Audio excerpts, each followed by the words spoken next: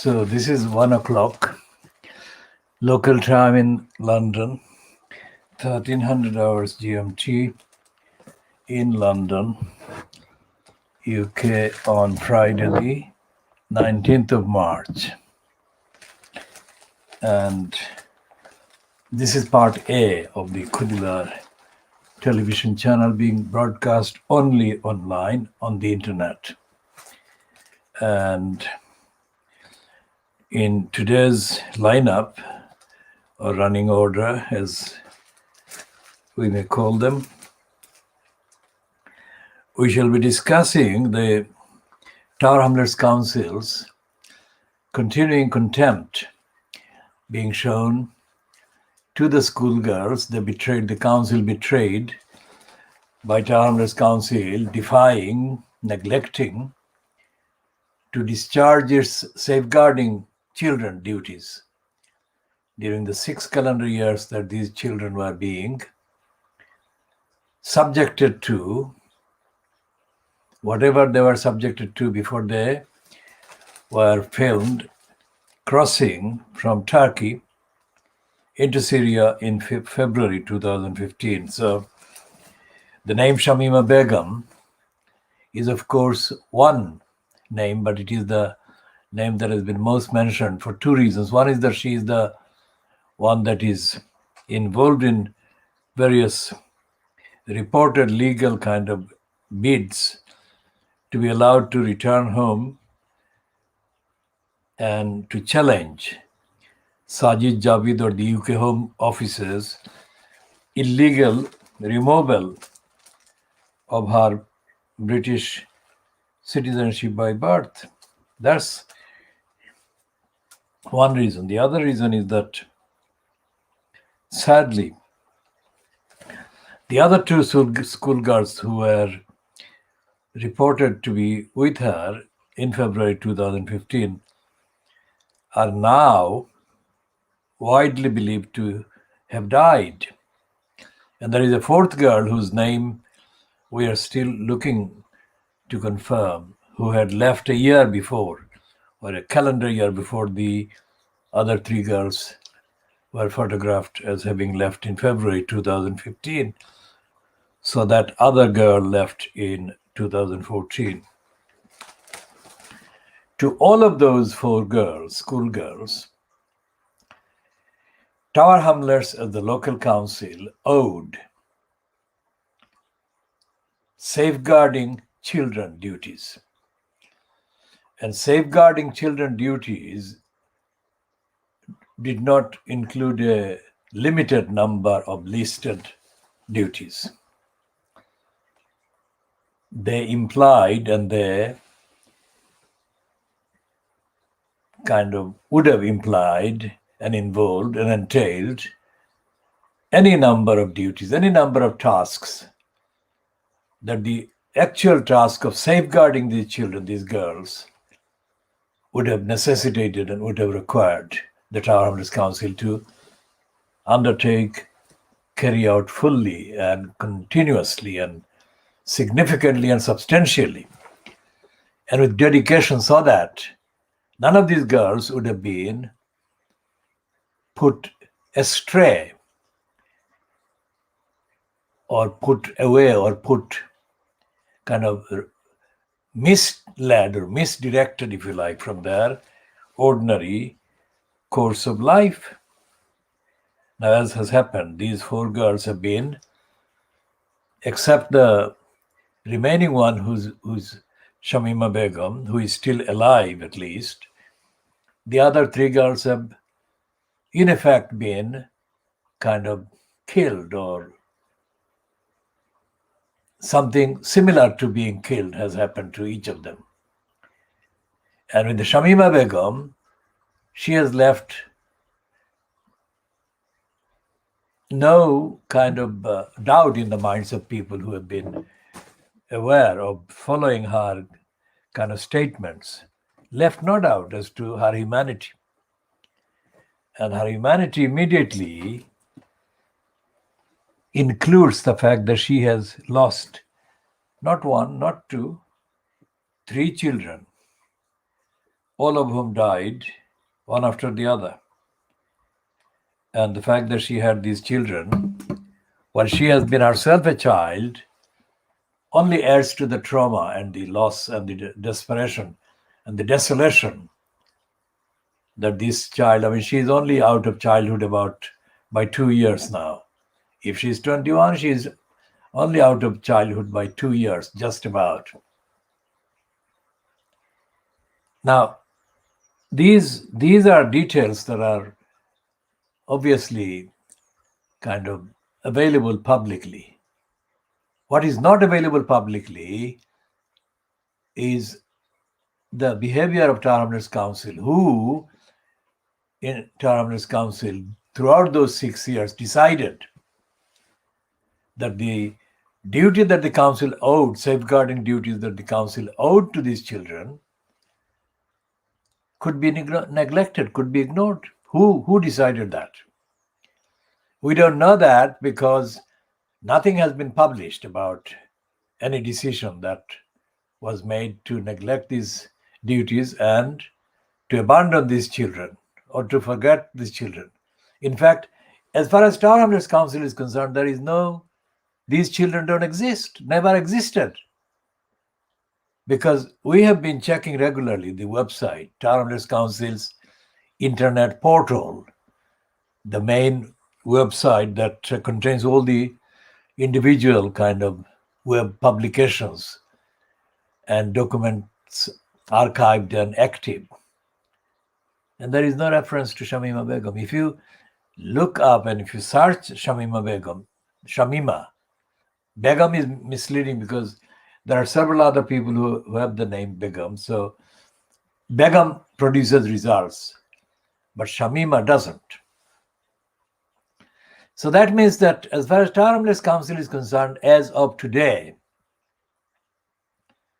there has been no person called Shamima Begum or the other three girls.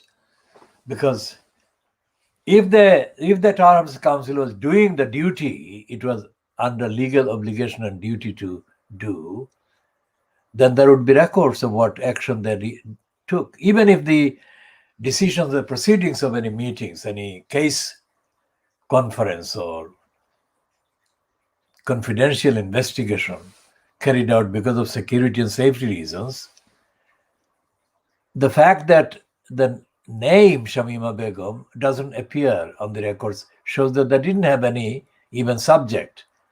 I mean, even if the contents, the details are confidential and covered by certain aspects of the law, including data protection laws, it doesn't stop the council or it doesn't stop the organization from including the name on the list of its archived materials, let's say. But there is no archive and there is no current, there is no active reference to Shamima Begum at all whatsoever. Just to make sure that we have not missed anything that they might have posted today, let's see what they have got.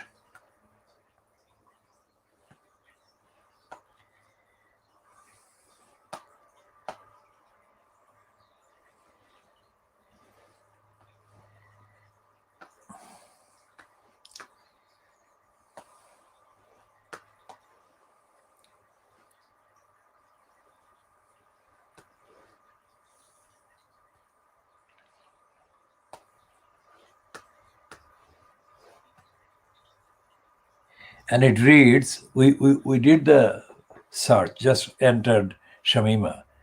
And it says search results, Shamima. Your search for Shamima returned 0 results.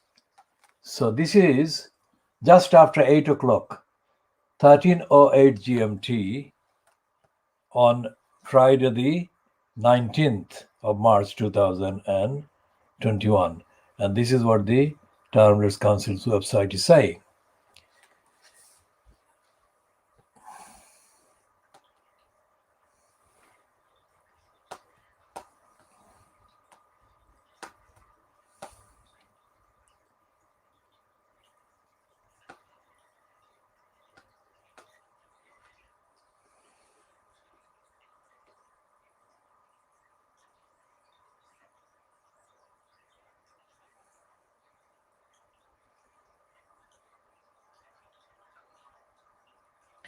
So there are two kind of pieces of legislation that kind of are referable or citable in the context of safeguarding children.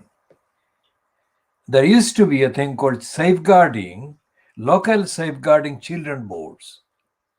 That was what was in place before the 2017 Children and Social Work Act 2017 came into being. So whatever the name, whatever the difference, the actual duty, the collected kind of listed emergency duties to safeguard children had existed even before 2017. And there is no reference to Shamima under any of those, under either two of those, in Hamlets Council's website.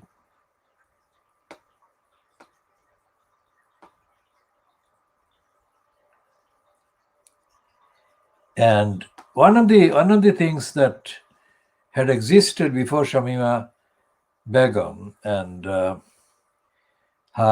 fellow school friends entered the age of 10, because they were born in 1999, let's say, between 1998 and 1999. So in 2006, they would have been very much covered by the what is called things like, including multi-agency safeguarding hub and safeguarding resources for safeguarding vulnerable groups Act 2006.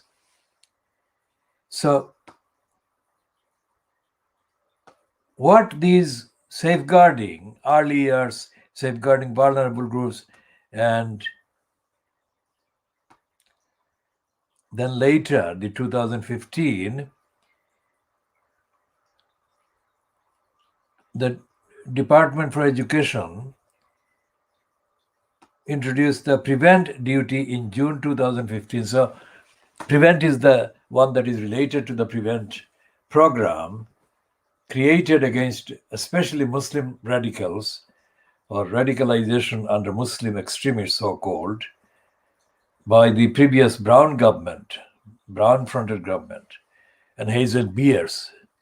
Hazel Blears was imposed as the equivalent kind of minister, equivalent to Eric Pickles, what is now Robert Jenrick's kind of portfolio, broadly speaking. What I'm saying is that there are literally dozens in place, dozens of regulations, statutory instruments, and guidelines, and have been in existence with increasing kind of frequency of reference to various vulnerabilities and definitions, updated in context and politically kind of refined to take into account what is kind of happening over the years. And under all of those, these girls were entitled to claim protection, safeguarding, support, care, attention. And they were deprived and denied of all of those. And that is what is evident in the fact that there is no reference to Shamima Begum. Well, there is no reference to Shamima in the council's website. So let's say what that actually means.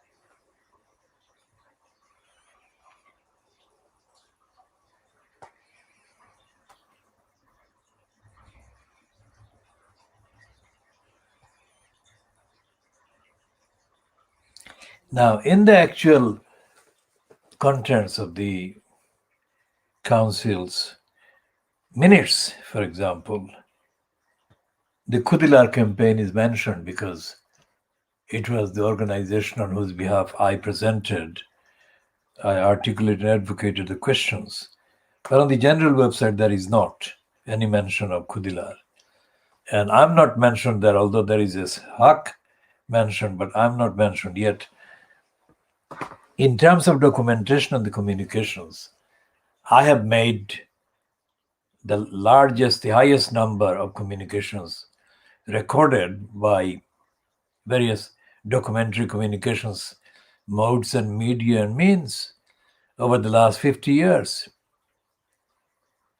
And there is no mention of me in the main website.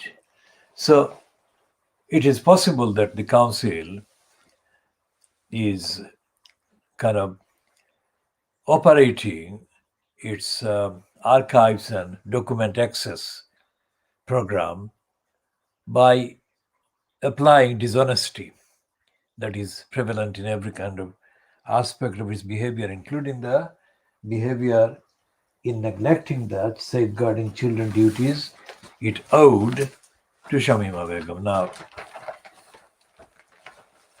in the last 24 hours, I have spoken to two kind of members of the community, the Bangladeshi community in Tower Hamlets.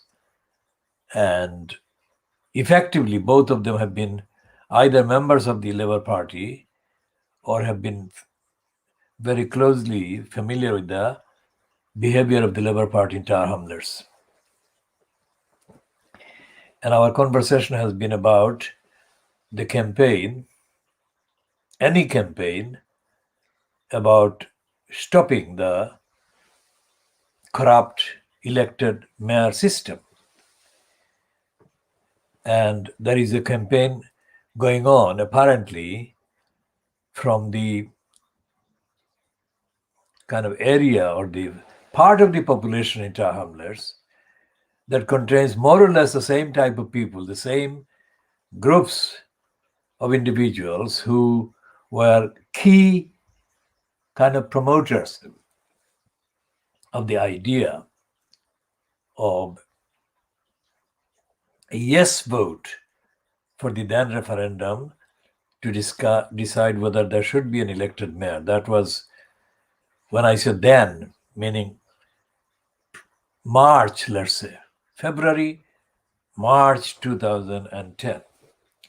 February and March 2010 was about the kind of peak period for the propaganda that was run by anti-democratic elements that wanted to diminish the continuation of even the fragile form of democracy in Hamlets Council. And we opposed that. But our opposition, we did that in opposition in good faith and based entirely on the evidence that it would be a disaster to have an elected mayor imposed, foisted, whether through referendum, whether through voting, on Hamlets Council, because it would be completely unsuitable to the tradition and the history and the temperament and the capacity for auditing and holding to democratic audit and accountability the abuser imposed on the part of the people. And that has proven to be the right kind of outcome that we had warned against.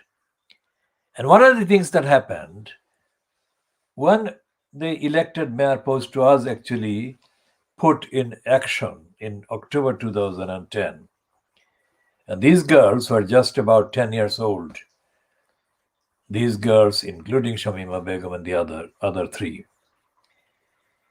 And whatever later happened, whenever it happened between 2010 until February 2015. Remember what I'm saying, the time scale. And it was that period of 6 years in which the council should have actively engaged in doing everything that it needed to do, everything that had rationally had to be done in order to protect, safeguard means protect from damage, harm, detriment, whatever, these girls. So it should have started the monitoring and the special efforts program or programs must have begun or should have begun or should have been put in operation starting, let's say, October 2010, and should have been continued up to this period of 2015, 2016, 2017, when these girls were actually found to have left Tower Hamlets and gone to another country and put themselves open to risks beyond calculation, beyond anyone's grasp, to calculate, let alone to counter in any effective way, and protect these girls from the effects and consequences of those very serious activities. Now, we have asked our Hamlets Council repeatedly, and we have asked the councillors to account for the behavior of the Tower Hamlets Council in wider democratic accountability. And I have been the main person who has been put on the record a series of questions that nobody else has done. And it is on the record because you can't undo that record. That is, I've asked the question, let's say, picking this one at random. After the 2014, May 2014 council election, which was the time also when the so-called mayoral election took place. And we shall come to all of that in an updated form later in this part. I put the question and I asked the question formally. But although I put it in June or July, I had actually had to write it few months before. Let me explain why I had to write it few months before. I can write, as it is obvious from this broadcast, I can write anything within few minutes. I don't need any longer time than few minutes to write a question like the one that I actually put to Tower Hamlets Council, but I had to write it months in advance because the council operates a completely dark ageist obstruction, making it impossible for people to come across from the community. Those who are not elected councillors or elected mayor or one of their stooges corruptly co-opted to many of these so-called bogus committees, as difficult and as impossible as they can make it, so that real life events and issues and questions and demands cannot be put to the council, which is supposed to be the servant of the community, democratic servant. So they make it a condition months ago. And the other thing is that they need you to get another 30 people to sign it. Anyone who knows Tower Hamlets, anyone who knows Newhams, let's say, would know that these are not, it is a fact, these are not in cultural terms very literate, politically literate populations. People may have technical literacy. That does not translate to political literacy. So look up the difference and you can see what I'm meaning. And for somebody like me who is very well known, asking anyone to sign a petition, it is a very negative experience, because people think that because of my high profile political action, I may get them involved in trouble, that they can't handle or they don't want to get involved in. That is to say, I'll be doing risky things like confronting, challenging the authorities and whatever with their signature. So while a signature may look like 30 signatures, but it's actually very difficult for that reason. Now in the lockdown, it is almost impossible. Anyways, I did manage to get those signatures on the petition. It's not a petition, it was a question on that occasion. Let me just get hold of that one.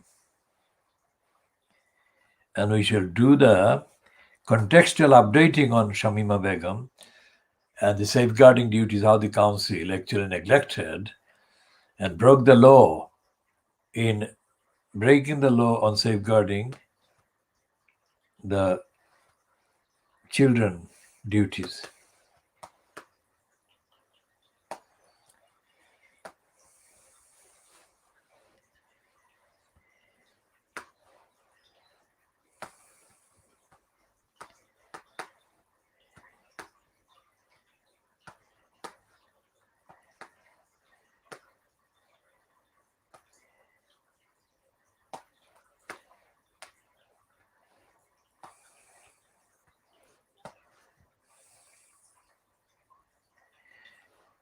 So this is the question that I had put.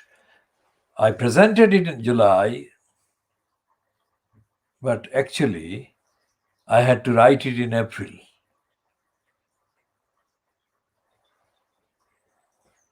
Even before the May 2014 election was held. I did this on the 30th of July. Look at this one. So what is it saying? To the full council meeting. Hello, Internet. At Pizza Hut, we get asked, do you... Oh, shit. This is the advertisement. You gave us her phone number. This is my question. It's full of 4 GMT on Wednesday, the 24th of September 2014. This is a brief introduction, contextually, recording and publishing the constitutional, democratic, ethical, social and sociological question that I put to the full council meeting of Hamlets Council on 30th of July 2014. In the context of all the news, commentary, this is of relevance and will be commented on and updated later. This is my question. The text is written there, and I read this out slowly. And culture for written response on any outstanding matter within 28 days. Thank you. Agenda item 6 is questions from members of the public. Each questioner may put one supplementary question arising directly from the question or the response. And there's a maximum of 20 minutes in total for the public questions. Any questions not reached within that time will receive a written reply. 8 questions are listed in the agenda, and the first question is from Mr. Mohammed Hock.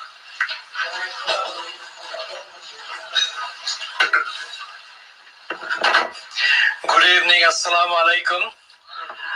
I extend happy Eid Mubarak to everyone who has fasted or not fasted, because spend the time in contemplation or not, but this is a solidarity statement for humanity, universal message of tolerance and respect.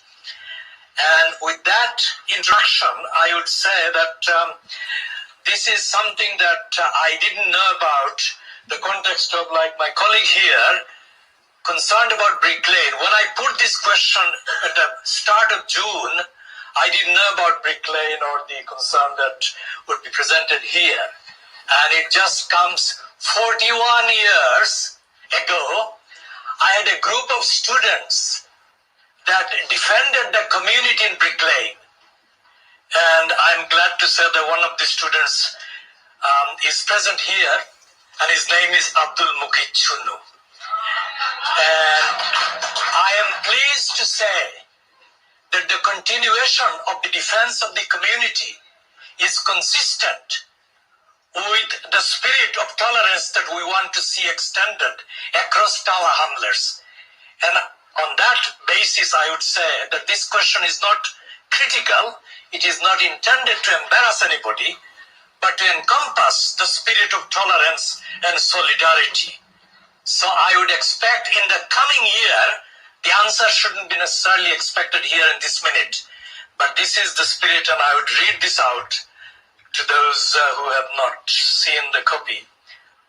What motivated the candidates at the 22nd of May 2014 election to seek election to Tawa Hamlets, and what are the ethical, democratic, accountable actions that current councillors and Tawa Hamlets Council are most content about, and what actions they are not content about, and what are the councillors doing to make all their actions accountable, ethical, transparent, and relevant to and representative of the daily lives, needs, expectations of ordinary people of all backgrounds in the London Borough of Tawa Hamlets.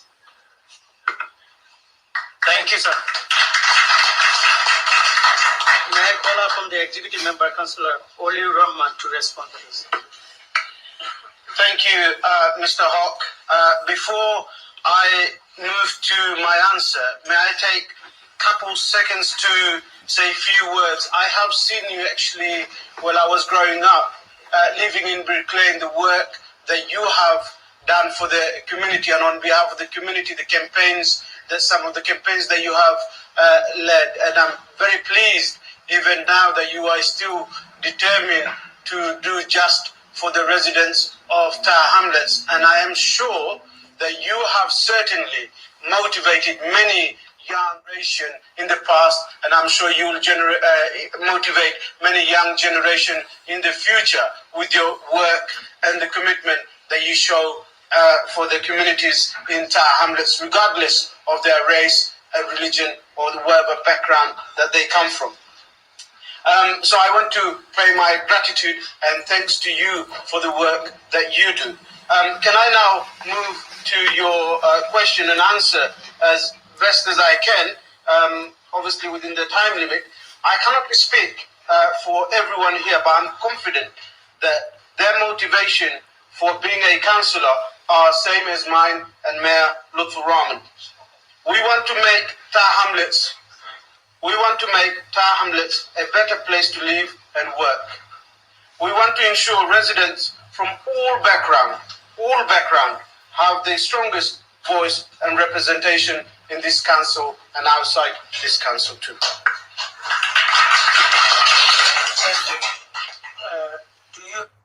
Now, I was obviously asked to comment in response to what Oliu Rahman said, but I'm not going to play that bit because we come back to what Oliu Rahman said, that they wanted to serve the borough and make the borough as good as better for everyone.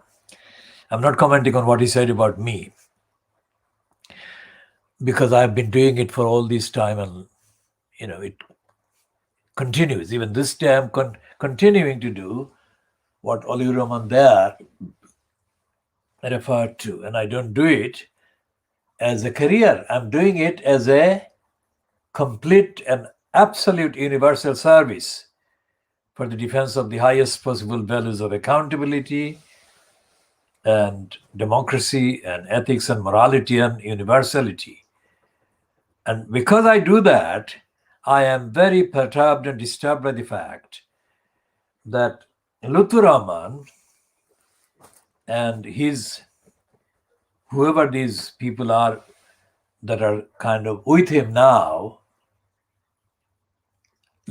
putting forward the line that Lutfur Rahman, while he was in post, incumbent as the so-called elected mayor during those 6 calendar years, let's say, October 2010,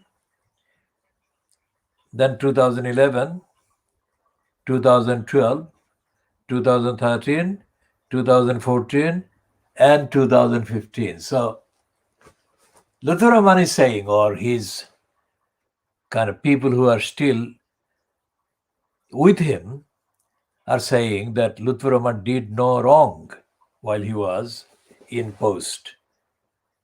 Whether I believe the argument for that post at all is not relevant to this discussion, because we are discussing what those who actually believed in the post, say about what Lutfur Rahman and his duty or duties were, because he was in post, and by definition he was under the duty and the obligation to do the safeguarding children duties. What safeguarding children duties did Lutfur Rahman do? Did he do those duties to Shamima Begum?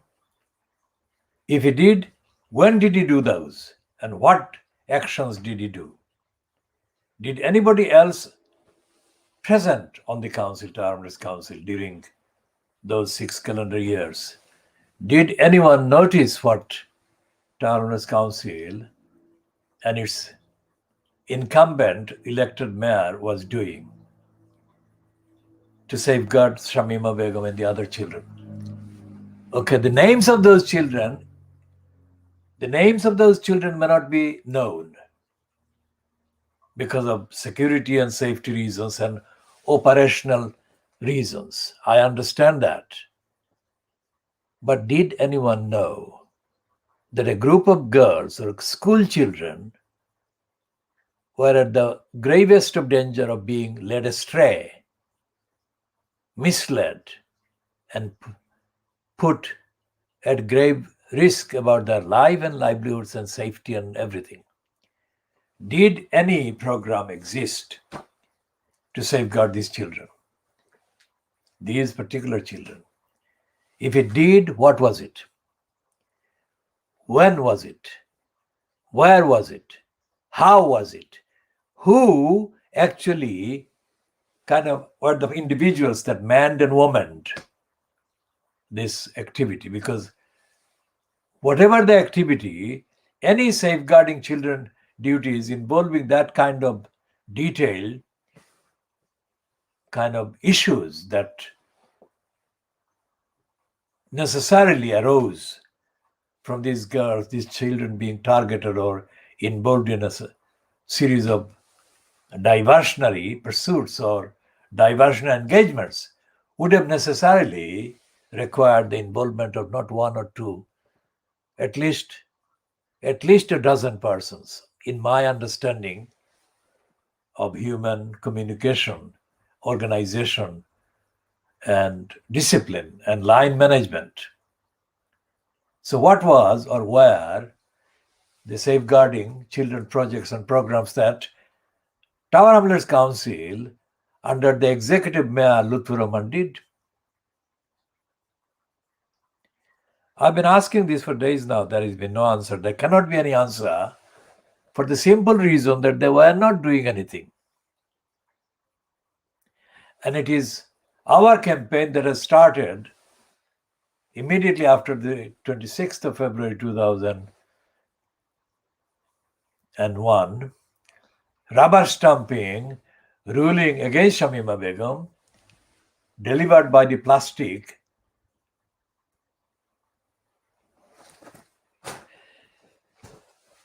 body of the Supreme Court, and as was read online on the video by the man who is supposedly the president of the Supreme Court, man called Reed, R-E-E-D.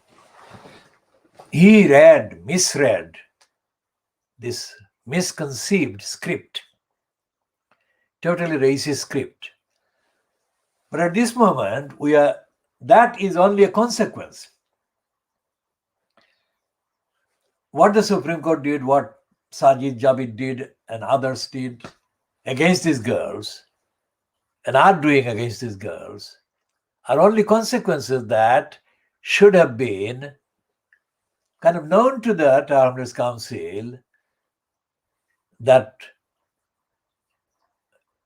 neglected those duties and didn't know the consequences or didn't care about the consequences.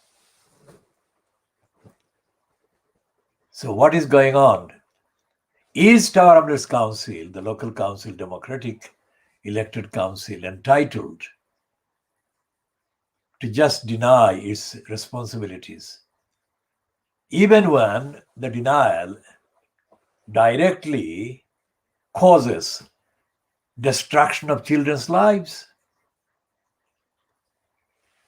And by direct implication and extrapolation, the destruction of these children's immediate families, the parents and siblings or whatever. And who is going to answer these questions? No councillor has come online. No councillor has come on the record to say anything. And nobody has come to say anything even off the records. Since I began the campaign on the 26th of February 2021 in this particular mode, I have been talking about Shamima Begum and the council's duties, but I was not launching a formal campaign because there were several things that had to be gone through, including what happened on the 26th of February with the High Court, with the Supreme Court giving the rubber stamp decision, the ruling against Shamima Begum. There had to be something definitive like that before I could start the campaign, for simple procedural reasons, constitutional law reasons. Because if I had started the campaign, what I'm doing now, before that ruling, then I would have been open to question as to, did I kind of give the existing court system the benefit of the doubt and the scope to do their job? Because if I didn't kind of give them that opportunity, then they could blame me for distorting the public perception and so on about what were the right things and what were the wrong things and so on. So I had to wait for that reason, not because I didn't know that I could start the campaign. I could foresee and I could foretell the rubber stamp role that the Supreme Court would play and did play. I could have foreseen that. But objectively speaking, if I started the campaign and if I had accused the Supreme Court or the Court of Appeal, whichever way they ruled, in advance of the ruling, then I could be accused of having interfered in the court process or due process. So that's a procedural decision that explains the reason why I didn't start the campaign until the 26th of February 2021. Now that that rubber stamping has been done and the Tower Hamlets Council has been given opportunities every week since then, and it has not issued any statement as to what it did and has not issued any statement as to what it didn't do and why it didn't do anything. Essentially, Tower Hamlets Council has treated these schoolgirls, these school children, already as aliens, as if they were not British citizens, as if they were not in the country, as if they were not in Tower Hamlets. What Sajid Javid did by taking away the British citizenship from Shamima Begum, Tower Hamlets Council did even before all of that happened.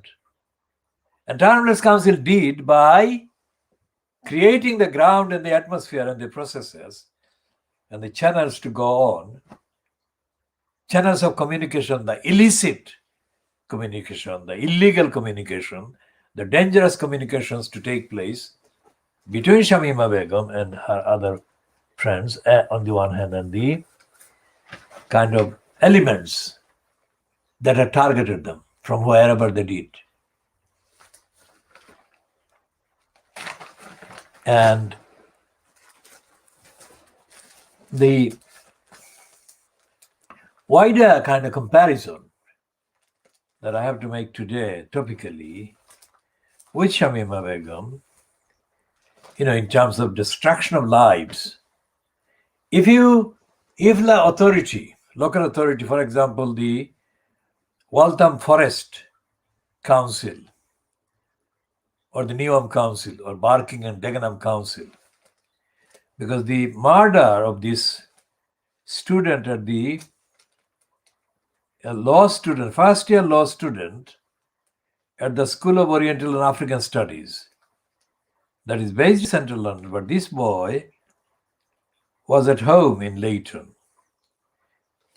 last Wednesday, 2 days ago, where he and his mother were attacked and stabbed, and the stabbing attack killed him. His mother survived, but what extent she suffered the kind of injuries is not known to me at this stage. But this is the most likely example in the conversation that is going on now, and the broadcast that we are making now about safeguarding children duties owed by the local councils. Let me say this. By all the conventional definitions, I'm a kind of what is called kind of talented individual or multi-disciplined person. I have been for a very long time. So I'm an educationist in the conventionally defined sense, and I'm also an educationist in the ethical, moral, original, educationally defined sense of the term. So I've been involved in education at every level, very long time. And in my experience of education and of society, education is not technology. Technology and techniques are skills, crafts. Education is bigger than that, and education is morality, ethics, compassion, justice, enlightenment. These combined are education. And education, although it is called, various decision-making agencies, bureaucracies, use the term education or educational to describe their activities. They are not really describing education. They're misusing the concept of education. For example, the very significantly high incidence of gun crime and knife crime in London. Whenever a person is a victim of knife crime or gun crime, this one is included, but not in this article in the Times, but in the majority of the tabloids and majority of the mainstream so-called media. The knee-jerk kind of reaction is to ask the police, Home Office, and so on to do something about it, to stop these attacks and violence. The schools are not doing their job clearly, and we shall discuss the schools as a dedicated kind of discussion. Schools are not doing it, the councils are not doing it, and other powers, including parliament and government, are not doing it. And the police most emphatically are not doing it. And these crimes being committed mainly by young people, these crimes are being committed by adults behind them, if you like. The adults at every level are conspiring to do vile things on their foes or rivals or whatever. And the children, anyone under 19 is a child, are doing the same. And the reason why they keep doing it, despite the temporary outrage, in the hours immediately following such atrocities is because the adult population and the adult posts holders at various levels in schools, in councils, and other places, in the police, in the Crown Prosecution Service, in the courts, are complacent. And also they are irresponsible. And they're detached from their social kind of engagement, the social commitment and duties. So this child, well, he's a first year student, degree student, doing law at the School of Oriental and African Studies in central London. So he and his mother were attacked in their home. Shortly after an advertisement was placed by them about a particular designer clothes that they were making at home and selling from home online, with online kind of promotions and advertising. And this murderer arrived to murder them, rob them at whatever cost, whatever the price. This murderer wasn't prepared to pay the price. So he was robbing them and they resisted. And both this victim, Hussain Chaudhry, and his mom were stabbed fatally. He was fatally stabbed and his mom was near fatally stabbed. So what I'm saying is that where did that murderer and killer get the idea that he could do that? He could do so much as to even go into his victim's home. I mean, no place is sacrosanct, no place is safe.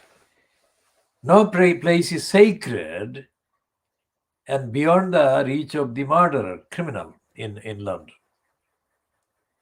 Whatever gave him the series of confidence that he must have asserted and the kind of resolution to go and murder these people just for the sake of this clothing, whatever the clothing. So there comes the question of education. If when in the childhood a child is exposed to ideas that are educational, enlightening, not education in the sense of picking up a kind of craft or a skill, that's not education.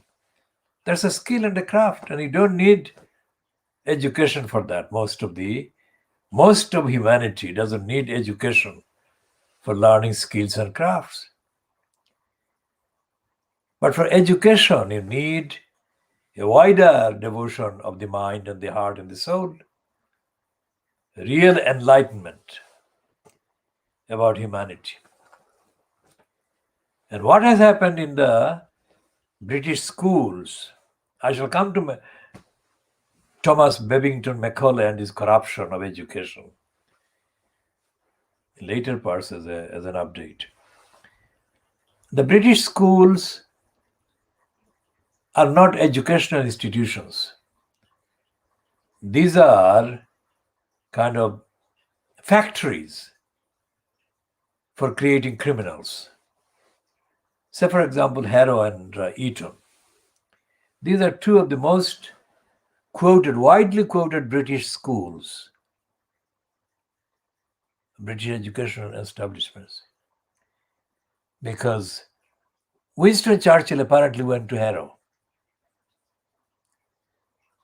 Whether he went to Harrow or whether he went to Eton makes no difference, because both of them almost always quoted and mentioned together. And it is a boastful quote or mention. It's not a regretful boast or mention. And the far rightward move in this culture, in this society, that is underway, that we are talking at a time when the country is being swept by far right-wing ideas and ideologies, and increasing attacks of all the enlightening institutions and agencies that were begun to be established from the founding years of the United Nations in the late 1940s. We are witnessing in Britain a retreat from all the limited enlightenments that took place because the trauma and the shock of the kind of losses of lives and the dangers and the ordeals that people suffered as brought on by the Second European War, 1939-45. These were as traumatic and traumatizing to people in Britain as they were in the rest of the Western world, where every nation kind of went through the trauma. Germany is a different case, but apart from Germany, most of the other countries were very much traumatized. And that is why the founding declarations of the United Nations says that they will not. This is the idea behind the founding of the United Nations was to avoid such a kind of tragedy or series of tragedies occurring again. That's a very, very enlightening and very ethical and very moral kind of purpose for which the United Nations was established. But as we have said, since the establishment of the idea, let's say launching of the idea of the United Nations, most of the ideas were abandoned they were not kind of be pushed forward into implementation by the signatory founding member states. The result is the continuation of the Security Council. The Security Council is a special club that excludes all the members and is not accountable to anybody. So the United Nations organization still has those founding values, founding words, but those words have been suffocated. They have not been allowed to be implemented and expressed. Thus, the United Nations, although founded for peace, founded for enlightenment, founded for equality, founded for justice, most of the aims have been sabotaged and frustrated by the forces that support the darkness, support the lack of enlightenment, support the racism, support the misogyny, women being violated, children being violated, and black people being violated, starved, massacred, genocided. So what has happened in the country like Britain, which had a unique record of the last 300 years. 500 years is true, but the 300 years were the most kind of oppressive centuries for British oppression against millions, hundreds of millions of people in the kind of occupied colonies, if you like. And so Britain had an advantage because it had looted so much resource and wealth from the colonized countries that its infrastructure, logistics were equipped with more skills, much more skills than any comparable country with the comparable size of the demography.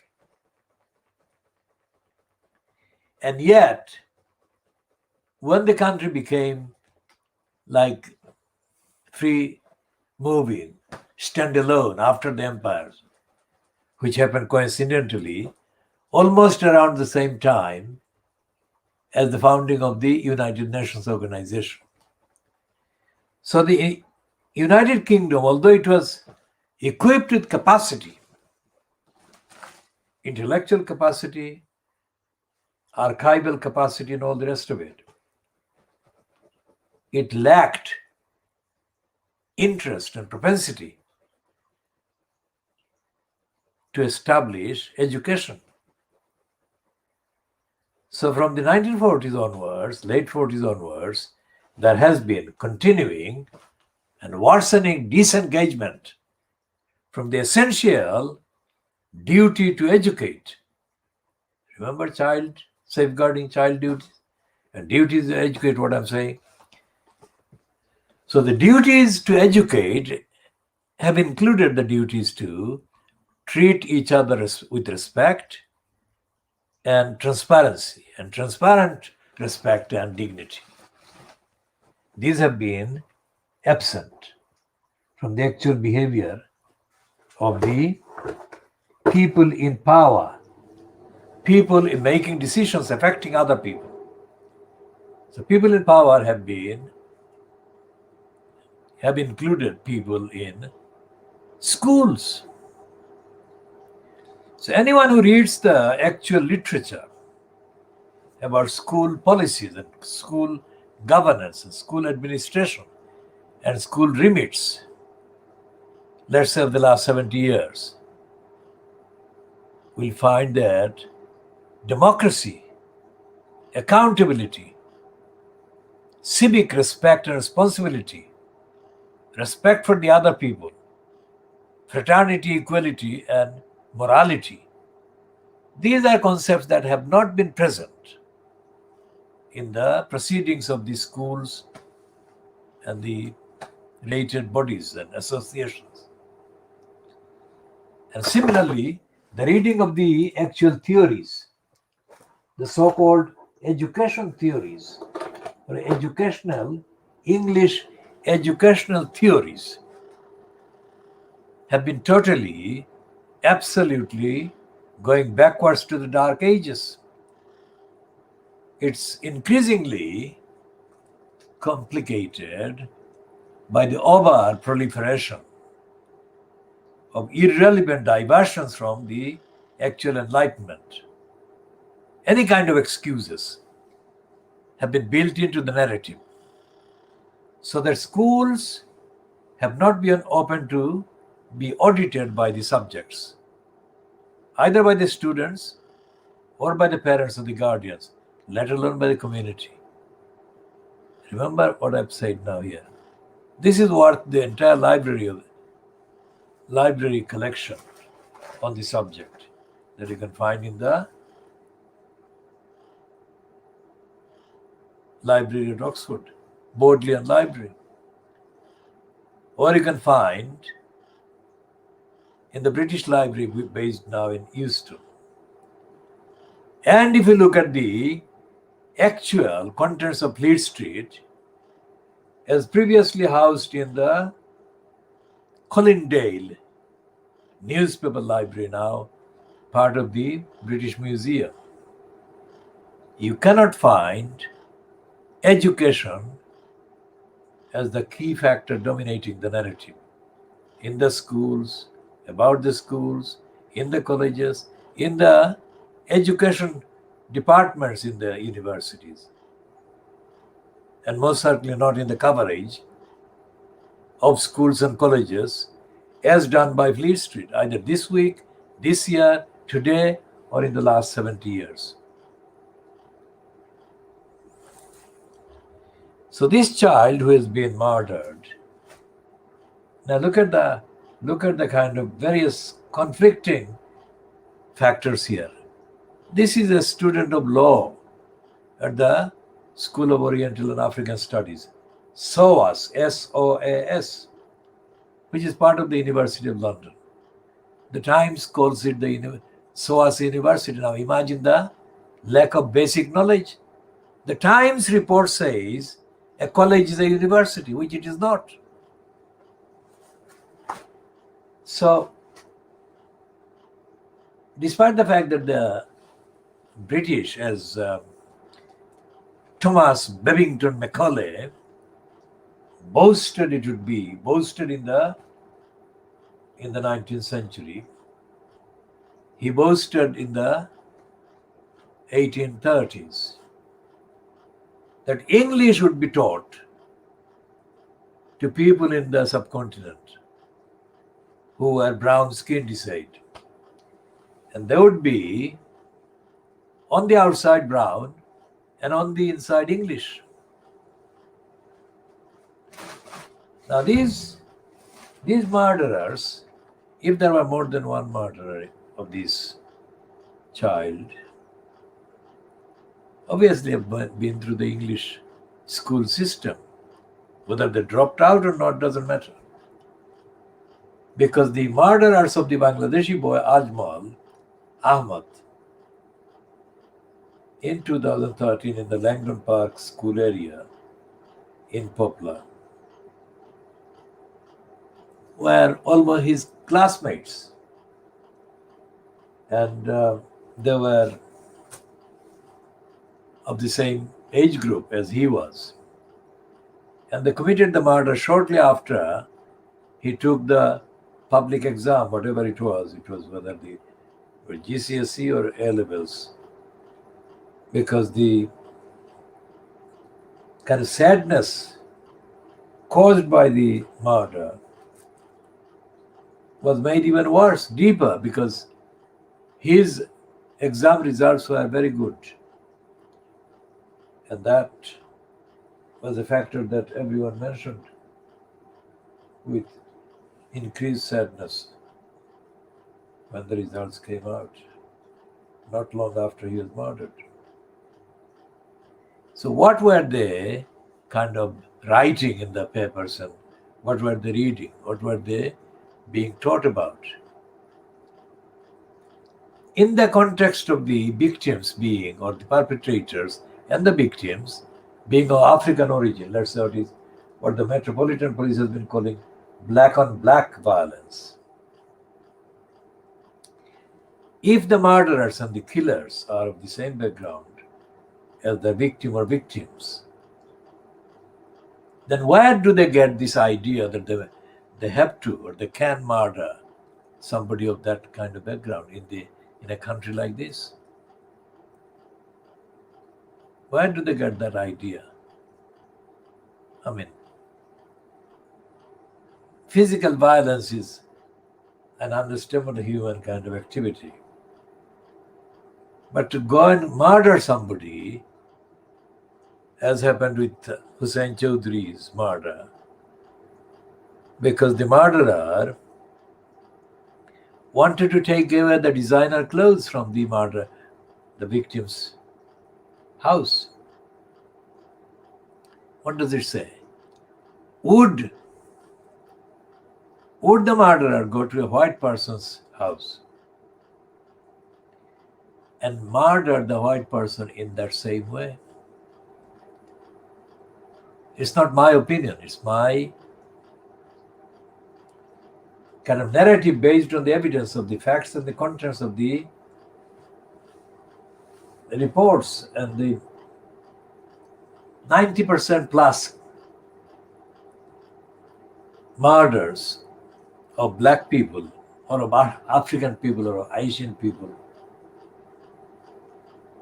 that take place in places like London or Birmingham the murders are committed by other black people or other African or Asian people. How did that happen? How did that happen? How did that situation appear? What went on in the years before that? What caused it? And the question, what caused it, is a question of education. Investigate, find out the motivation. And what are the factors that contributed to that kind of mentality being produced in the mind of the actual perpetrators?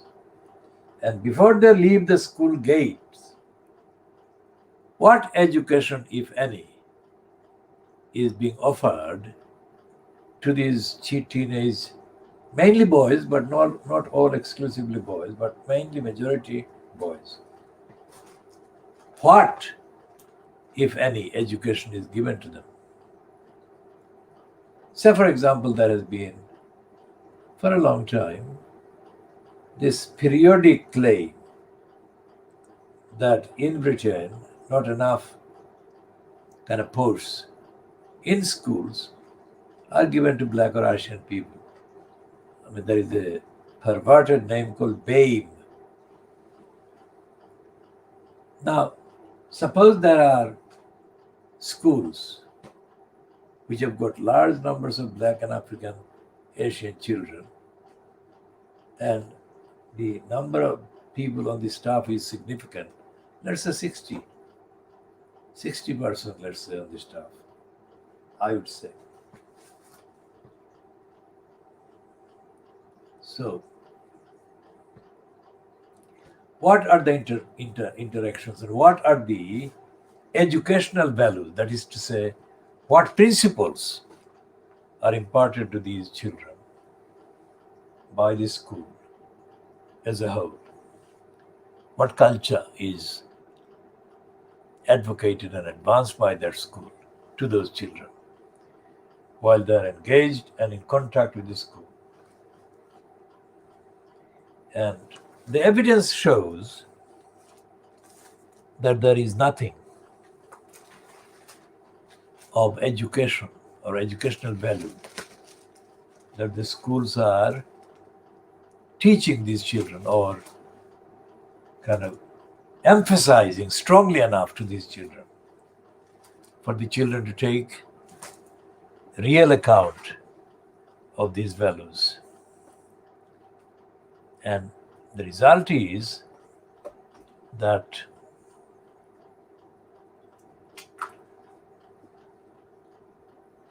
the perpetrators of knife crime, gun crime, and other crimes against these victims who are mainly African Asian, and the second largest number is Asian, in places like London, Manchester, and Birmingham.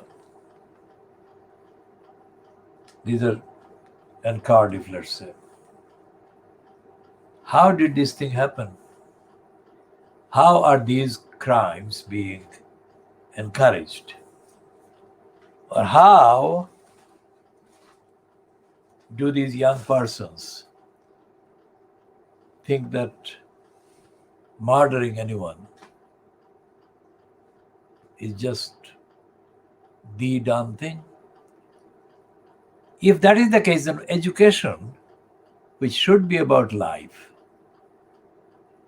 supporting life at every level, in every demonstration, in every quality, that life is being denied by the perpetrators themselves. And that is what they're literally doing when they're taking somebody else's life. So, education has not been available in Tower Hamlets, in the schools. And the safeguarding children duties that would have been otherwise the ideal kind of package to protect and save lives under the moral and educational leadership initiative, an example of the Tower Hamlets Local Council, that was not available, and was certainly not available to these children, these girls, Shamima Begum and her school friends. What we have in the kind of pursuit for the evidence of what the council did, if it did anything,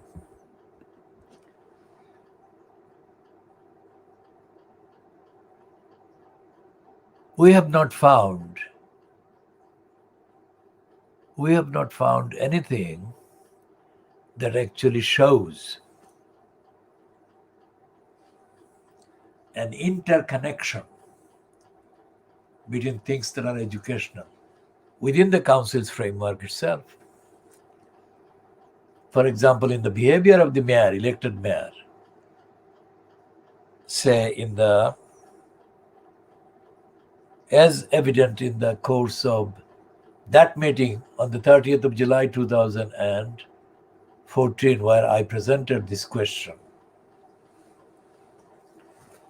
Apart from Oliver Roman giving that answer, Ali Rahman, of course, gave that answer on behalf of Luthu Rahman, although he didn't say he was replying on behalf of Luthu Rahman. He said that he could assure me that he himself and Luthu Rahman were motivated to serve the community. You heard it there because I played it. But the behavior of Luthu Rahman in relation to Shamima Begum and the others betrays that, contradicts that hopeful kind of statement made by Oliver Rahman. Because Luthu Rahman has been saying, after all these betrayals of Shamima Begum and others that took place without any doubt during his incumbency in post as the so-called elected mayor, he's saying he did nothing wrong. So that raises the question, what is wrong? What is called wrong and what is called right? And what is his duty as the person in post as the elected mayor? We shall be seeking definitions and explanations to those things in due course, because this is a serious issue and serious series of issues.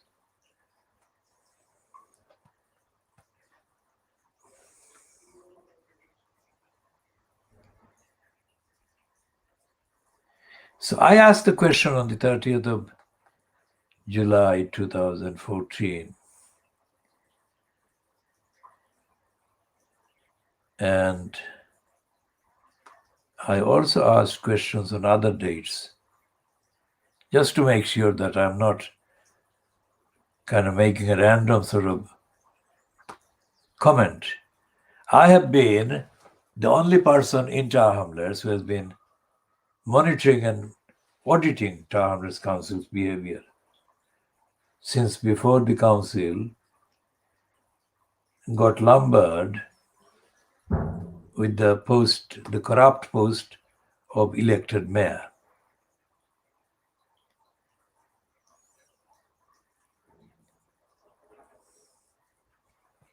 Think about what I'm saying there.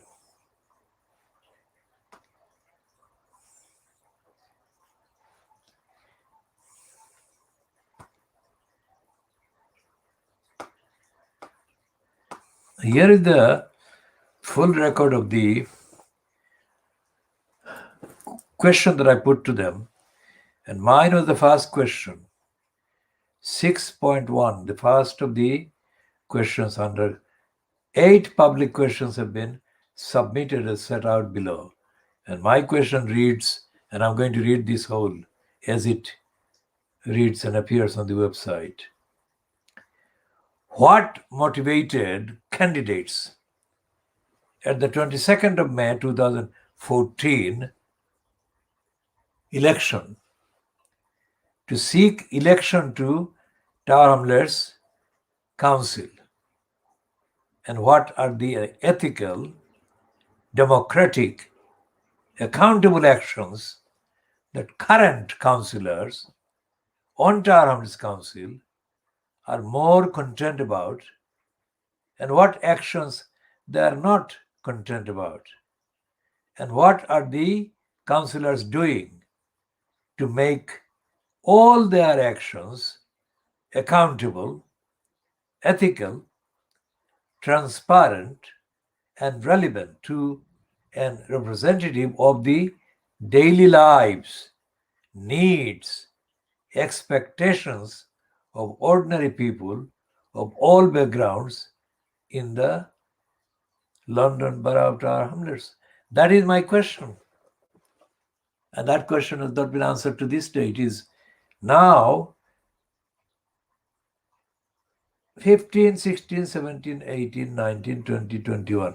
It's 7 calendar years since I put this question to the Tower Hamlets Council when Lutfur Rahman was sitting to the right of the speaker, and he was sitting there as the mayor of the elected council.